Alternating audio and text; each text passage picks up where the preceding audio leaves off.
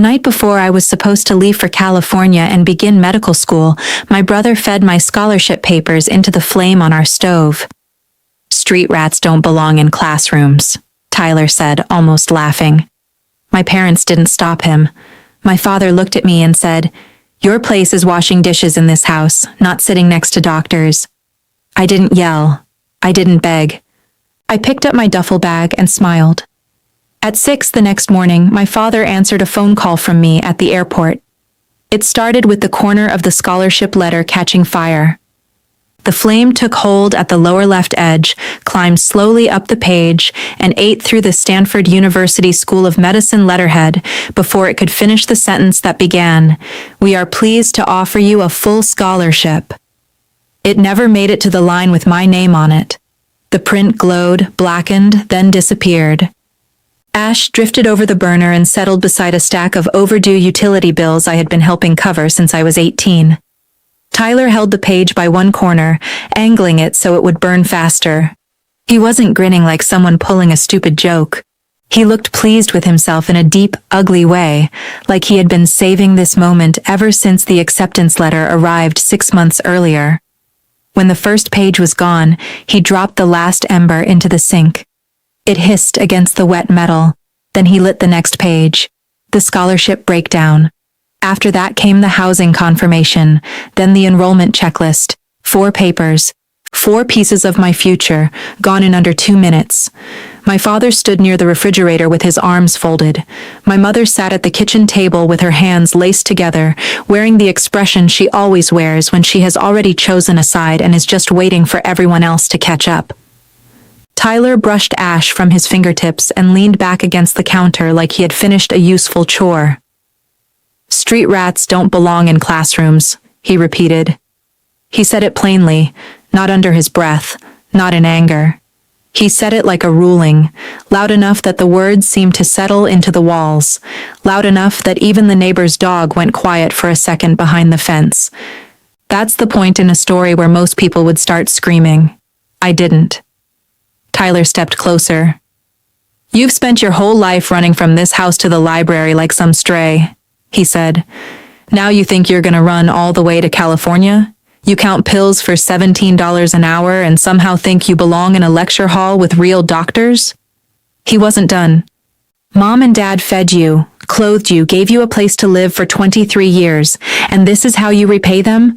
By acting like this family is just some station you pass through on your way to someplace better? You're nothing but a golden boy with a plane ticket." My father lifted his chin, the way he always did when he wanted his words to sound final. "Your job is here," he said. "If you want to fly somewhere, fly to the grocery store and pick up what your mother needs." Then he added, "That scholarship money belongs in this house, not wasted on you." "It isn't cash," I said. "It covers tuition and housing. There's nothing to send home." He looked at me as if I'd insulted him. "Then what use is it?" "It's a medical degree." Tyler repeated the words with a mocking little tilt of his head. "A medical degree." Then he pointed toward the sink. "Good luck buying a bus ticket back when it all falls apart." "Why would it fall apart?" I asked. He smiled and pointed again at the gray mush dissolving near the drain. "Because your scholarship is right there." I stood in the doorway and looked at the sink. Then at Tyler, who looked thrilled. Then at my father, who had repeated the same story about my place in the world so many times he had started to believe it. Then at my mother, who had never once shown up to a school meeting, a science fair, a college information session, or anything else that might have forced her to acknowledge I was building a life outside that house. My duffel bag was already packed in the hall. It had been ready for 2 days. I picked it up and smiled. Not because I was trying to prove something. Because something in me let go. There's a kind of relief that only comes when you finally understand that the people you've spent years trying to please are never going to hand you their approval. And once that becomes clear, you stop waiting for it. I went to my room, shut the door, sat on the bed, and opened my phone. The first thing I checked was my email. My Stanford enrollment confirmation was still there, dated 6 weeks earlier. Every document Tyler had just burned existed in digital form, already uploaded through the same secure system I used at the hospital for medication records. He had burned paper, that was all. My enrollment had been finalized weeks ago. The real copies lived on a server thousands of miles away, untouched. I didn't stay awake that night because I was grieving. I stayed awake because I had things to do. To understand the rest of this, you need to understand the house I grew up in. I've worked as a certified pharmacy technician at Memorial General Hospital since I was 18. 5 nights a week, from 11 at night until 7 in the morning, I handled medication orders, sterile compounding, dose calculations, and the controlled substance log for a 340-bed hospital. During breaks between 2 and 4 in the morning, I studied for the MCAT in the employee break room using a used prep book I'd picked up for $5. I scored in the 97th percentile. No one in my family even asked what the MCAT was. For 5 years, 60% of my take-home pay went into that house. I gave them $400 a month directly. Rent was $1,000. Utilities were $340, groceries were $480. Everything else disappeared into what my father called household expenses, which meant he controlled it and no one was supposed to ask questions. The whole arrangement worked because I kept paying, and because the people around me preferred silence over honesty. That house stayed afloat because of my checks. Tyler contributed nothing. My father collected a partial disability pension of $2,100 a month. My mother worked part-time at a grocery store and came home every evening with the kind of exhaustion that made everyone else responsible for her mood. And every month, without fail, somebody in that house found a way to remind me where I came from, as if growing up poor meant I was supposed to stay in place forever. I spent most of my childhood at the public library, not because I was trying to be noble. Because there was nothing for me at home, nobody helped with homework, nobody bought books, nobody asked what I was learning. My father came home, turned on the television, and disappeared into it. My mother made dinner and complained. Tyler played video games until midnight and left dirty dishes wherever he dropped them for me to deal with the next morning. For 6 years, I sat at the same table in Fairview Public Library from 3:30 until 7 every weekday, doing homework, reading borrowed biology texts, and teaching myself how to study because no one at 114 Maple Drive was going to teach me anything except how to make myself smaller.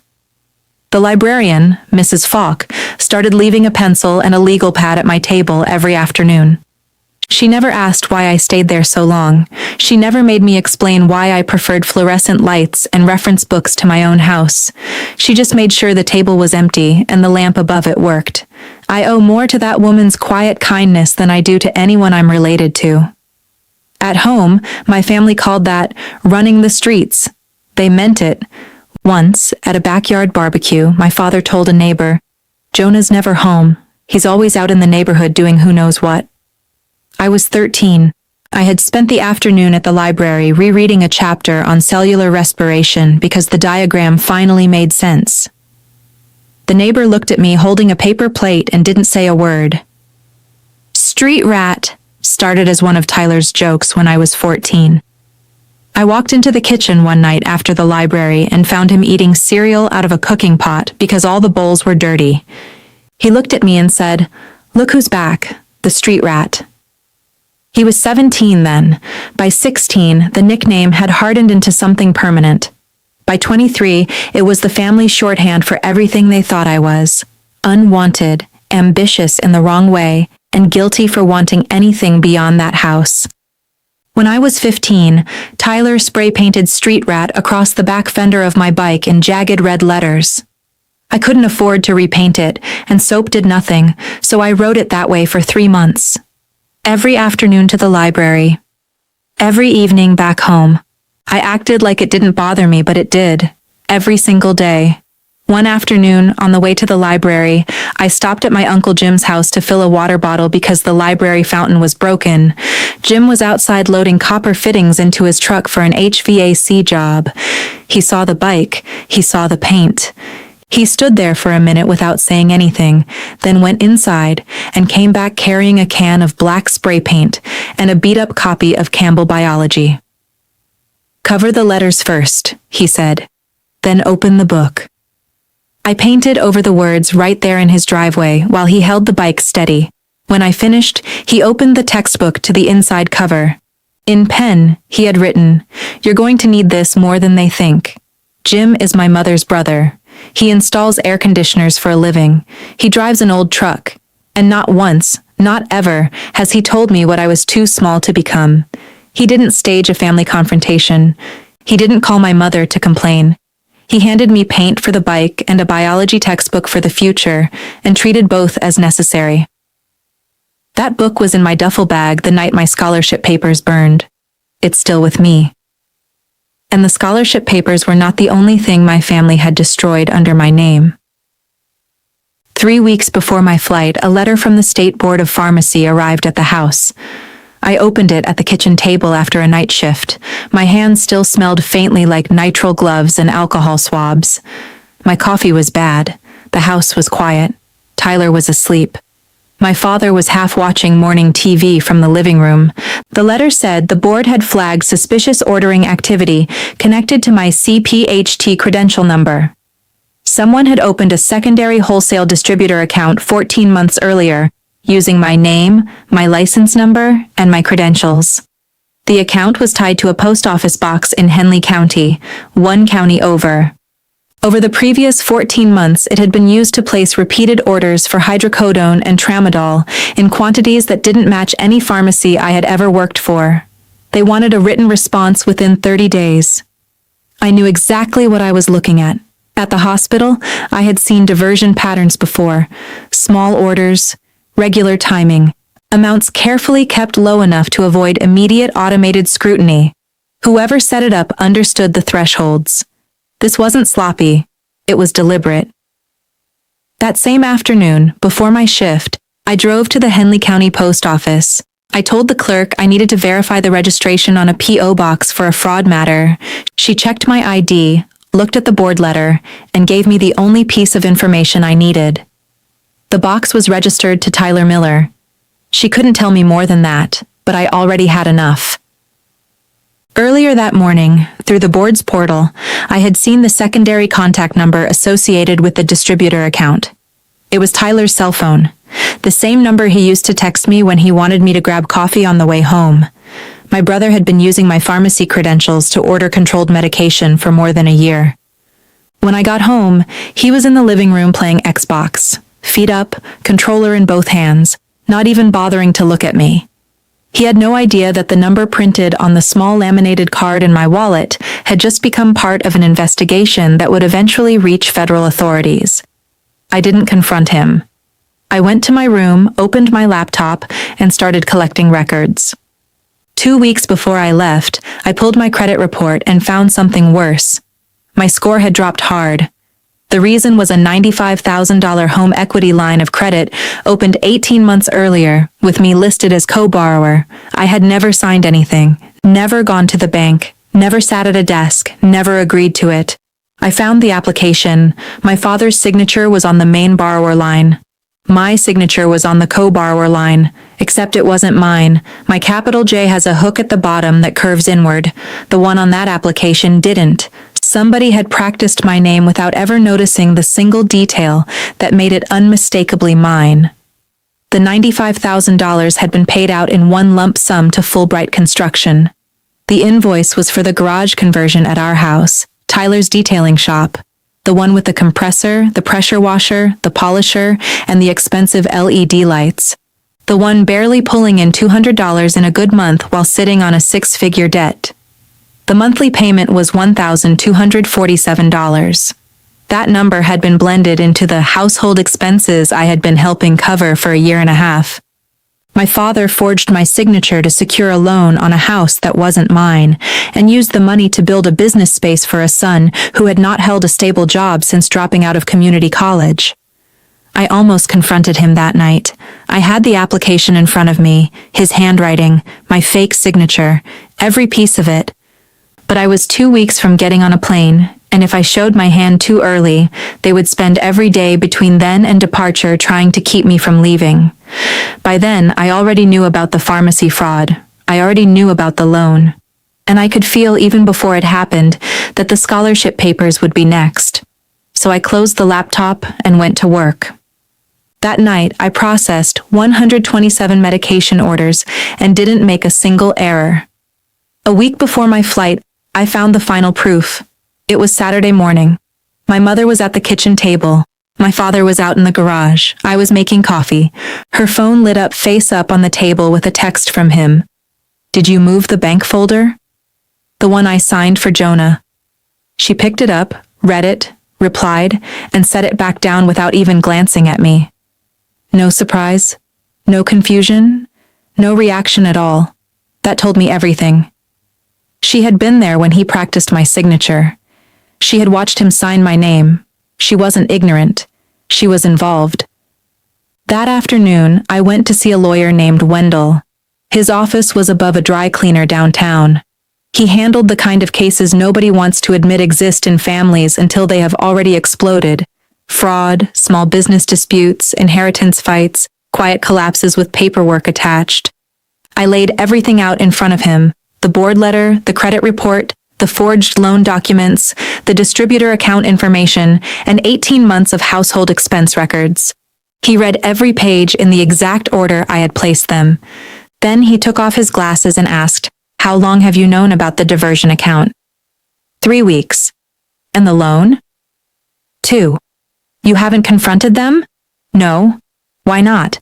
"Because my flight leaves in 7 days. If they know I know, they'll spend those 7 days trying to stop me from getting on that plane." He went back to the pharmacy board notice. "This piece can't wait," he said. "We need to respond while the records are still clean and accessible. If he tries to shut the account down, it gets harder." "File that now," I said. "The board response, the DEA referral, all of it. Everything else waits until I'm already gone." He looked at me carefully. "The loan fraud? Hold it. Credit dispute? Hold it. Demand letter to your father? Print it. Put it in a folder. I'll leave it on the kitchen table the morning I leave." He leaned back. "You want them to discover it themselves." "They burned my future on that table," I told him. "They can find the consequences there too." He gave one short nod. "I'll have it ready in 4 days." So when Tyler burned the papers, I already knew what came next. That's why I stood in the doorway and let him destroy photocopies of documents that had already been submitted online. Because what mattered most wasn't the paper. It was my exit.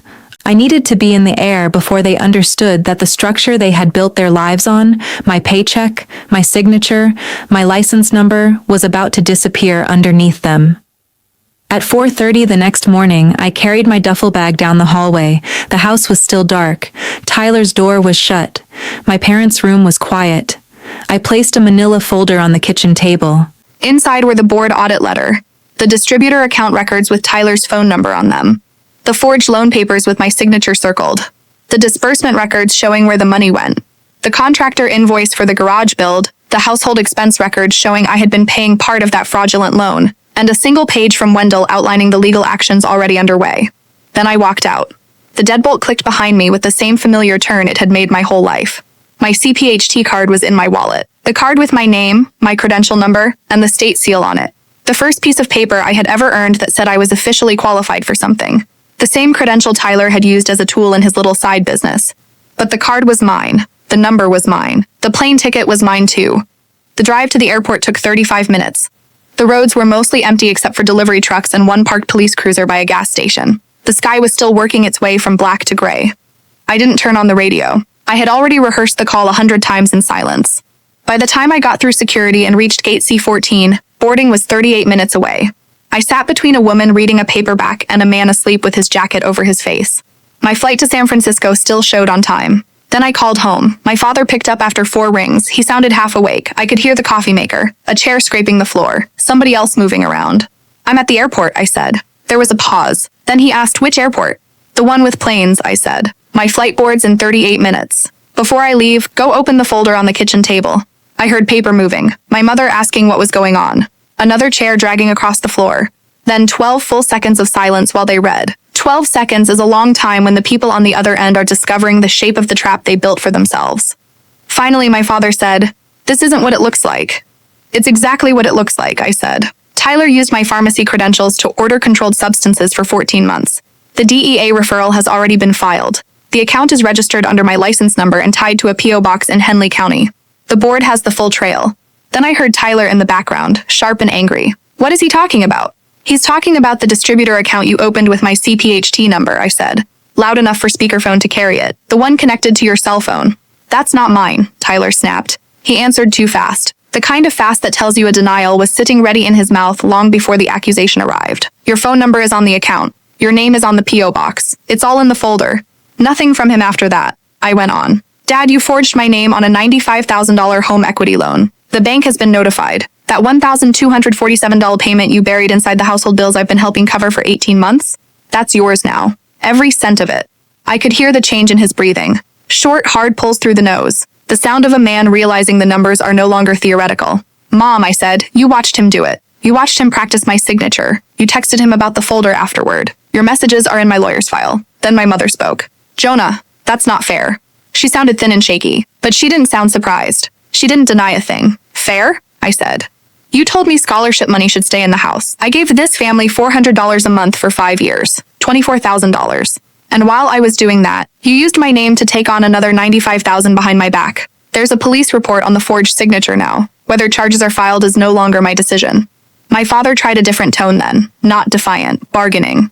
"We can fix this," he said. "Come back from the airport. We'll sit down. We'll work out the loan." "My paycheck has already been rerouted to an account you can't touch," I said. "The $400 stops today. Every bill in that house belongs to you now, including the loan on the garage that makes $200 in a good month." In the background, Tyler said, "You're killing us." And that was the moment I knew he finally understood. Not morally, financially. The swagger in his voice from the night before was gone. So was the laugh. What came through now was panic, the sound of somebody reading a page of numbers and grasping. All at once, what happens when the person who has been carrying the structure steps away? "You called me the Golden Boy," I told him. "The Golden Boy figured out your distributor account in 4 hours. The Golden Boy found the forged loan. The Golden Boy spent 5 years logging controlled substances while you sat around playing racing games. And now the Golden Boy is the reason you're going to have to explain a DEA referral to a federal investigator." Silence. Then Tyler tried once more, but smaller this time. "Jonah, listen. I'll shut the account down today. I'll fix it. We can fix the loan too. Just come back. Don't let this go further." "It already has," I said. "The board response and the referral were filed 4 days ago. There's nothing left for you to close." Another long silence. "When I land, this number changes," I said. "If anybody needs to contact me, they can do it through my lawyer. I'm done paying those bills. I'm done answering those calls. There is no version of this where I come back to that kitchen and resume washing your dishes."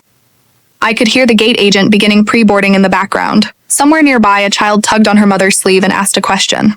The airport went on being an airport. People shifted in plastic seats. Rolling suitcases passed. Coffee machines hissed. And 40 miles away, my family was sitting at that kitchen table with the truth spread open in front of them. For 5 years, I had stood in that house and paid bills while they insulted me. Nothing they said at 6 in the morning was going to outweigh what I had waited 23 years to say next. "The Golden Boy is at gate C14, I told Tyler. Then I said to my father, "The street rat is going to medical school. Don't call this number again." And I hung up. I powered off my phone. A minute later, they called Group B. I handed over my boarding pass, walked down the jet bridge, shoved my bag into the overhead compartment, and took the window seat. Inside the bag were Uncle Jim's Campbell biology textbook with his note on the inside cover, my wallet with the certification card, and a charger for a phone that would have a new number before I even cleared baggage claim in California. The plane pushed back at 6:48. I watched the airport shrink, then the highway, then the neighborhoods, then the county where I had spent 23 years being told what I was, what I wasn't, and how far I was allowed to go. Then the clouds swallowed all of it. For the first time in 31 hours, I fell asleep. 3 hours after I left, Uncle Jim drove to 114 Maple Drive. I had called him from the terminal before I called my father. I told him everything. Later, he told me what he found. The front door was unlocked. The kitchen smelled like burnt coffee and ash. The manila folder lay open on the table, every page still spread out in the exact order I had arranged them. No one had even shuffled the stack. They had read it straight through, one document after another, the same way I assembled controlled substance audits at the hospital. Chronological, deliberate, saving the worst page for last. My father was sitting at the table nearest the wall with both hands flat in front of him. His eyes were fixed on the loan application where my forged signature was circled in red. Jim said he wasn't really reading anymore. He was staring through the paper, caught in the kind of mental loop people fall into when the numbers don't work no matter how many times they run them. His coffee sat cold beside him. His phone was face down, the last call still mine. My mother was standing by the counter, gripping the edge with both hands. The sink below her still held the gray residue of the papers Tyler had burned. Jim said she didn't look like a woman crying. She looked like a woman trying and failing to recognize the room she was standing in. Tyler was in the garage, sitting on the floor, back against the workbench, legs stretched out, no main lights on. Just a strip of pale light coming under the garage door. His phone was in his hand, black screen, dead weight. The polisher sat unplugged on the shelf. The compressor was silent. The place smelled like motor oil and dust, and a business already going under. Jim sat down across from my father and said very calmly, "You burned his scholarship papers. You told him his place was in the kitchen. Then you let your other son use his license to move drugs. And you forged his name to build a garage that can't even pay its own bills. What exactly did you think was going to happen?" My father didn't answer. My mother didn't turn around. That same afternoon, my mother called Jim. He repeated the conversation to me in an email 3 days later, nearly word for word. "Your nephew has lost his mind," she said. "He filed reports on Tyler and he's accusing Frank of forgery. He abandoned us at the worst possible time. I need you to call him. Tell him to come home. Tell him to keep sending money until this gets sorted out." Jim asked, "Which part do you want sorted out? The part where Tyler used his brother's pharmacy credentials to order drugs? Or the part where Frank forged Jonah's name on a $95,000 loan?" "That's not what happened," she said. "I have the paperwork," Jim told her. "Jonah sent it to me before he called any of you. I read every page. He's twisting things. He works controlled substance logs for a living. He doesn't need to twist anything. The documents do the talking. He's my son. He left without even saying goodbye. And you told your son his place was washing dishes. He got a full scholarship to medical school and you let his brother burn the letter on the stove. I don't have anything to say that makes that smaller." She hung up. Jim sent her one image, the scanned loan application with my forged signature circled. She never replied. The fallout came fast. Within 3 weeks, the DEA referral had moved far enough along that federal investigators contacted the distributor, confirmed the unauthorized account, and traced the orders to the Henley County box. Tyler's employer, Whitfield Auto Parts, got notified after one of their warehouse addresses appeared on a related manifest.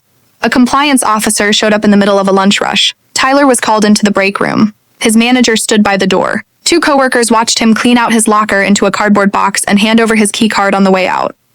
Nobody wished him luck. By the next morning, the whole place knew.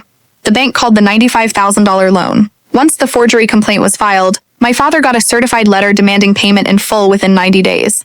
2 weeks later, another notice arrived from the district attorney's office asking him to come in regarding the forged co-borrower signature.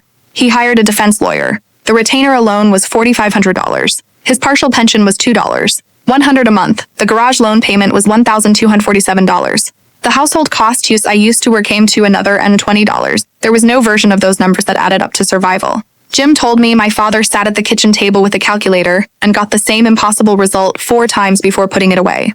My mother wasn't fired from the grocery store, but after a regular customer brought up the Miller situation in line, her manager moved her off the front register and into the stockroom. Same pay, same schedule. But the customers who used to chat with her by name no longer saw her face. At church, the family that always sat behind my parents moved up 3 pews without a word. My mother still sits in the same place. The row behind her stays empty. Tyler spends evenings in that garage, the one built with a forged signature and a fraudulent loan, sitting on the concrete with the door cracked just enough for the streetlight to throw a little pale light inside. A customer's unfinished car has been sitting on the lift for 7 weeks. The owner stopped answering his calls. The compressor is off. The expensive LED lights shine down on a shop that can't pay its own electric bill. Sometimes, Jim said, Tyler just sits there looking at the spot in the driveway where my car used to be. The car that took me to the hospital 5 nights a week. The car that took me to the airport before sunrise. The car that is never coming back to Maple Drive.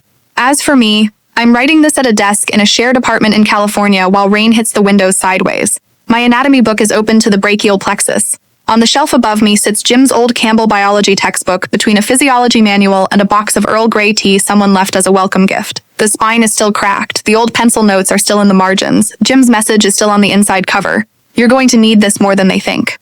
My CPHT card is pinned to the corkboard over my desk. My name, my credential number, the state seal. The first official proof I ever had that I had earned my place somewhere. I got it at 18 while working nights in a humming hospital as my family slept, counting pills, compounding IVs, learning that precision can be its own kind of care even when nobody thanks you for it. Next to the corkboard is my printed class schedule. Monday 9 a.m. gross anatomy. My name is on the roster. There is a seat in that room for me and I earned it. My phone is on the desk beside me with a number nobody at Maple Drive has. It doesn't ring with demands. It doesn't ring with insults. It doesn't ring with voices calling me a street rat or telling me to get back to the sink. There are only 4 family names in my contacts now, and just one of them matches mine. Uncle Jim. The phone stays quiet. I like it that way.